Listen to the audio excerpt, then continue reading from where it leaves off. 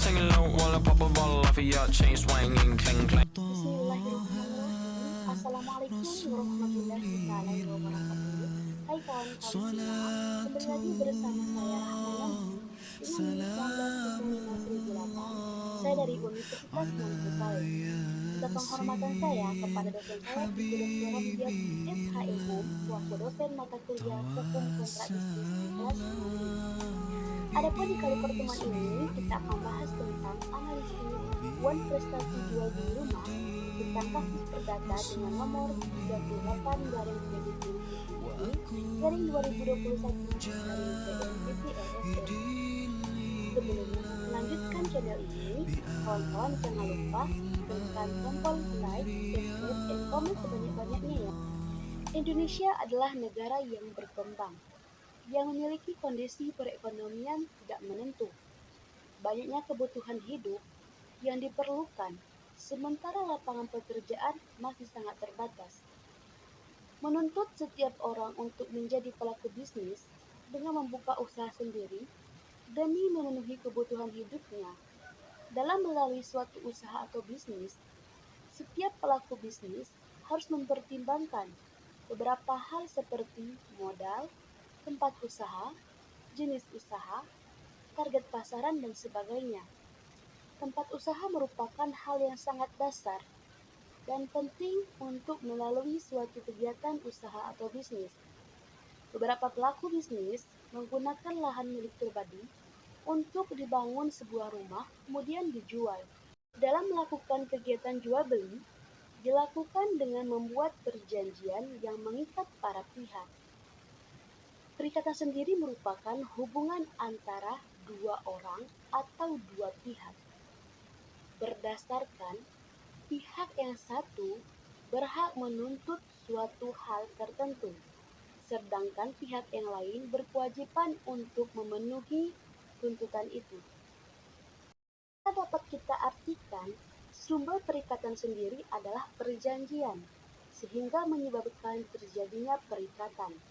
Perjanjian menjadi suatu hubungan hukum yang menyangkut dengan harta benda antara dua pihak, di mana salah satu pihak yang berjanji untuk melakukan suatu hal, sedangkan pihak yang lain memiliki hak untuk menuntut melaksanakan perjanjian. Sedangkan wan prestasi yaitu suatu keadaan karena kelalaian ataupun kesalahan, sehingga debitur tidak dapat melaksanakan prestasi seperti yang telah diatur dalam perjanjian. Wan prestasi memiliki hubungan erat dengan somasi. Somasi sebagaimana diatur dalam pasal 1238 dan 1243 KUH Perdata. Wan prestasi telah terjadi ketika debitur dinyatakan telah lalai melakukan tanggung jawabnya atau tidak mampu membuktikan bahwa ia telah melakukan wan prestasi itu di luar kesalahan ataupun karena keadaan memaksa. Ketika tidak ditentukan tenggang waktunya dalam pelaksanaan pemenuhan prestasi, maka kreditur perlu untuk memberikan peringatan atau teguran debitur untuk segera melaksanakan kewajibannya. Teguran semacam ini disebut dengan somasi. Untuk wan prestasi yang dilakukan oleh debitur terdapat 4 macam. Yang pertama, tidak melakukan prestasi yang telah disanggupinya. Yang kedua, melaksanakan prestasi tidak sebagaimana yang diperjanjikan. Yang ketiga, melaksanakan prestasi tidak tepat waktu atau terlambat. Dan yang keempat, melaksanakan sesuatu yang menurut perjanjian tidak boleh dilakukan. Dari latar belakang di atas, maka kita dapat menarik rumusan masalah. Yang pertama, bagaimana bentuk wan prestasi dalam kasus perkara perdata dengan nomor 38 garing PDT.G garing 2021 garing PNPT LSM. Yang kedua, bagaimana akibat hukum bagi pihak yang telah melakukan wan prestasi dalam kasus ini. Untuk tujuan penulisan ini, untuk mengetahui bagaimana putusan hakim terhadap kasus perkara perdata tersebut.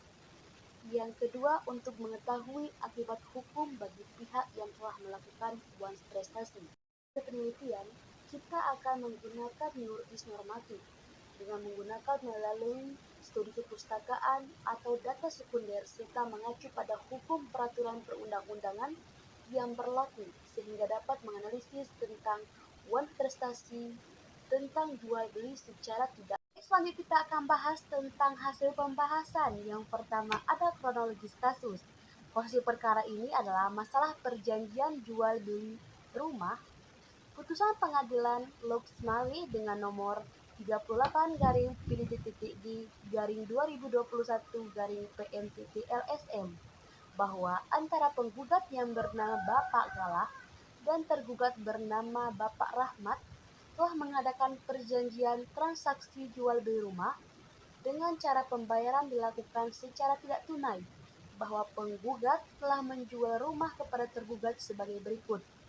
Pertama, pada tanggal 1 Mei 2021, penggugat yang bernama Bapak Galah telah menjual 2 rumah kepada tergugat yaitu Bapak Rahmat, yang juga disaksikan oleh karyawan dari penggugat yang bernama Bapak Hairul Amri dan Ibu Rizka Pritiwi dengan harga 90 juta rupiah dan satu lagi dengan harga 100 juta rupiah sehingga totalnya adalah 190 juta rupiah dengan uang muka sebesar 50 juta rupiah sehingga yang kurang adalah 150 juta rupiah. Kemudian pada bulan Mei tanggal 10 2021 penggugat menjual satu rumah lagi kepada tergugat dengan besar yaitu 80 juta rupiah dengan uang muka sebesar 30 juta sehingga yang kurang adalah 50 juta rupiah. Kemudian di bulan selanjutnya, tanggal 16 Mei 2021, penggugat menjual 2 rumah lagi kepada tergugat dengan harga 90 juta rupiah dan satu lagi dengan harga 110 juta rupiah, sehingga totalnya adalah 200 juta rupiah dengan uang muka sebesar 100 juta rupiah, sehingga kekurangan adalah 100 juta rupiah. Pada tanggal 20 Mei 2021, penggugat menjual 3 rumah lagi kepada tergugat dengan harga yang pertama 120 juta, yang kedua dengan harga 110 juta, dan yang ketiga dengan harga 90 juta rupiah, sehingga totalnya adalah sebesar 300 juta 20 juta rupiah. Dengan uang muka sebesar 220 juta rupiah, sehingga yang kurang adalah 100 juta rupiah. Sehingga jumlah yang kurang yang harus dibayar tergugat kepada penggugat adalah sebesar 100 juta rupiah dengan kesepakatan bersama antara penggugat memberikan batas maksimal waktu kepada penggugat untuk melunasi hutangnya pada bulan Juli dan tergugat menyetujui dan menyanggupi hal tersebut, bahwa pada tanggal 20 Juli 2021 tergugat baru mampu membayar kepada penggugat sebesar 50 juta rupiah dengan sisa yang akan dibayar pada tanggal 28 Juli 2021 sebesar 100 juta rupiah. Bahwa pada tanggal 21 Juli 2021 tergugat baru mampu membayar kepada penggugat sebesar 30 juta rupiah dan sisanya akan dibayar pada tanggal 28 Juli yaitu sebesar 20 juta rupiah. Bahwa pada waktu yang bersamaan pada tanggal 21 Juli 2021 tergugat membayar kekurangan pembelian rumah kepada penggugat sebesar 10 juta rupiah. Bahwa pada tanggal 22 Juli 2021 tergugat baru mampu membayar kepada penggugat yaitu sebesar 210 juta rupiah dan yang kurang adalah akan dilunasi bersama dengan pembayaran penggugat yang lain yaitu 100 juta rupiah. Bahwa penggugat pada tanggal 10 Agustus 2021, penggugat sudah memperingati kepada tergugat untuk segera melunasi. Namun tergugat masih meminta tenggang waktu sampai tanggal 30 Agustus 2021 karena tergugat mengalami kebangkrutan karena sewa rumah tergugat banyak yang tidak membayar. Bahwa pada tanggal 10 September 2021, para penggugat berusaha menagih kedua kalinya seluruh sisa pembayaran sebesar 100 juta kepada tergugat, karena tergugat tidak kunjung melunasi dan memberikan kepastian hukum dan bahkan mengelak. Bahwa pada tanggal 30 September 2021, Penggugat mendatangi rumah tergugat dengan meminta bantu kepada Bapak Muslim selaku ketua RT di desa tersebut. Pada saat itu tergugat tidak ada di rumah dan mereka hanya menemui istrinya. Namun istri tergugat tidak memberi penjelasan tentang tergugat, bahwa dalam hal ini tergugat telah melakukan once prestasi terhadap perjanjian jual beli yang telah mereka sepakati. Kemudian kita lihat bagaimana bentuk once prestasi dalam kasus ini, yang mana dalam kasus tersebut terdapat alat bukti berupa fotokopi surat dan beserta saksi dari penggugat, yang mana pada tanggal 1 Mei 2021 yaitu dengan bukti kwitansi sejumlah 50 juta rupiah. Pada bukti kedua pada tanggal 10 Mei 2021 rupiah dengan kwitansi sebesar 30 juta rupiah. Kemudian bukti 3 pada tanggal 16 Mei 2021 dengan kwitansi 100 juta rupiah. Kemudian bukti 4 pada tanggal 20 Mei 2021 dengan bukti kwitansi sebesar 220 juta rupiah. Kemudian bukti 5 pada tanggal 20 Juli 2021 dengan bukti kwitansi 50 juta rupiah. Dan kemudian bukti 6 pada tanggal 21 Juli 2021 dengan kwitansi sejumlah 30 juta rupiah, dan bukti 7 yaitu kwitansi sebesar 100 juta rupiah pada tanggal 21 Juli 2021. Kemudian bukti 8 dengan kwitansi pada tanggal 22 Juli 2021 dengan jumlah uang 21 juta rupiah. Setelah pihak penggugat membuktikan alat bukti beserta saksinya, pihak tergugat juga tidak mau kalah. Di sini pihak tergugat mengajukan 2 orang saksi dan juga telah bersumpah. Dalam hal ini pihak dari saksi tergugat mengatakan bahwa tergugat tidak melakukan once prestasi. Namun, memang benar kalau tergugat sedang mengalami kebangkrutan sehingga tidak bisa melunasi hutangnya kepada penggugat karena rumah yang dibelikan dari penggugat banyak yang belum membayar sewanya. Kemudian pihak tergugat juga membuktikan kwitansi pembayaran dengan jumlah 750 juta rupiah, kemudian bukti salin akta di bawah tangan di hadapan notaris. Kemudian kita mengacu pada pasal 1238 KUH Perdata yang berbunyi debitur dinyatakan lalai ketika surat perintah ataupun akta atau sejenis itu atau berdasarkan kekuatan hukum dari perikatan sendiri, yaitu bila perikatan telah mengakibatkan debitur harus dianggap lalai dengan lewat waktu atau yang ditentukan. Pada pokoknya dalam pasal tersebut menjelaskan bahwa seorang dianggap telah melakukan once prestasi ketika telah mendapatkan somasi berupa surat perintah atau akta yang telah ditentukan. Somasinya itu bisa dilakukan secara lisan. Dalam kasus ini, penggugat telah menghampiri tergugat untuk menegur dan menagih sisa pembayaran jual beli rumah, namun sampai gugatan tersebut diajukan ke Pengadilan Negeri Lok Semawi, tergugat belum membayar sisa uang rumah tersebut kepada penggugat.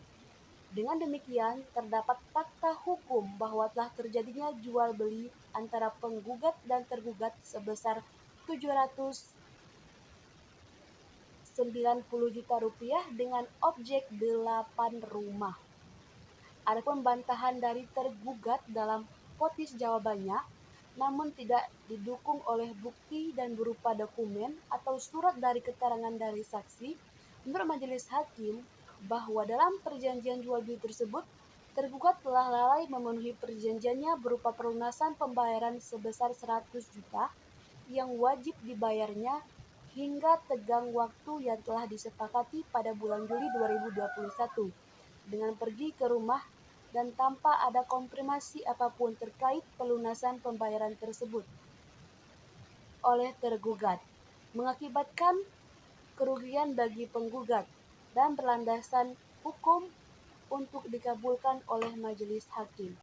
Kemudian kita melihat akibat hukum bagi pihak yang melakukan once prestasi dalam kasus ini, yaitu wan prestasi menyebabkan terjadian kerugian kepada pihak lain, khususnya jika pihak tersebut merupakan pedagang, maka ia akan kehilangan keuntungan jika diharapkan. Akibat hal tersebut, maka pihak pelaku wan prestasi akan mendapatkan sanksi atau harus menanggung akibat dari kerugian tersebut. Pihak yang melakukan kelalaian ataupun kealafan dalam pelaksanaan perjanjian yang telah disepakati, maka diancam dengan beberapa sanksi atau hukuman. Ada 4 hukuman bagi pihak yang melanggar dalam melakukan wan prestasi. Diatur dalam pasal 181 ayat 1 maka penggugat dihukum untuk membayar biaya yang ditimbulkan dalam perkara ini. Yang pertama, menghukum tergugat untuk membayar sisa pembayaran kepada penggugat sebesar 100 juta rupiah. Yang kedua, menghukum tergugat untuk membayar uang paksaan sebesar 50.000 per bulan apabila tergugat lalai dalam melaksanakan kewajibannya sejak tanggal putusan ini sampai dengan dilunasi pembayaran ganti rugi tersebut. Yang kedua, ada pembatalan perjanjian. Pembatalan perjanjian yang dikatakan karena kelalaian atau wan prestasi yang dilakukan oleh salah satu pihak. Yang ketiga, ada pengalihan resiko. Suatu pihak dikatakan telah melakukan perbuatan wan prestasi, maka upaya hukum yang dapat dilakukan yang dengan memberikan somasi, yaitu berupa teguran atau tagihan janji terlebih dahulu. Yang keempat, ada membayar biaya perkara. Masalah wan prestasi tersebut ketika dibawa ke pengadilan, maka pihak yang kalah dalam perkara tersebut harus membayar biaya perkara yang dihitung oleh majelis hakim. Berdasarkan hasil pembahasan saya yang telah saya uraikan secara rinci di atas, maka dapat kita simpulkan tentang kasus ini. Yang pertama, bentuk wan prestasi yang dilakukan oleh tergugat dalam kasus ini dapat kita kategorikan bahwa tergugat melaksanakan perjanjian tetapi tidak sebagaimana yang diperjanjikan. Hal ini dapat kita buktikan dengan adanya pembayaran uang sebesar 50 juta sehingga yang kurang sebesar 150 juta rupiah. Tergugat berjanji juga tenggang waktu yang telah disepakati pada bulan Juli, namun pada bulan Juli 2021 tergugat pergi dari kediamannya tanpa ada konfirmasi apapun terkait pelunasan pembayaran kepada penggugat. Dan akhirnya penggugat mengajukan gugatan di Pengadilan Negeri Loksmawe. Hukum bagi pihak yang melakukan wan prestasi. Yang pertama, penggugat dihukum untuk membayar sisa pembayaran kepada penggugat sebesar 100 juta rupiah. Yang kedua, penggugat dihukum untuk membayar uang paksaan sebesar 50.000 per bulan apabila tergugat lalai dalam melaksanakan putusan ini, terhitung sejak tanggal putusan ini sampai dapat melunasi pembayaran ganti rugi tersebut. Yang ketiga, menghukum tergugat untuk membayar biaya perkara ini sebesar 100 juta rupiah.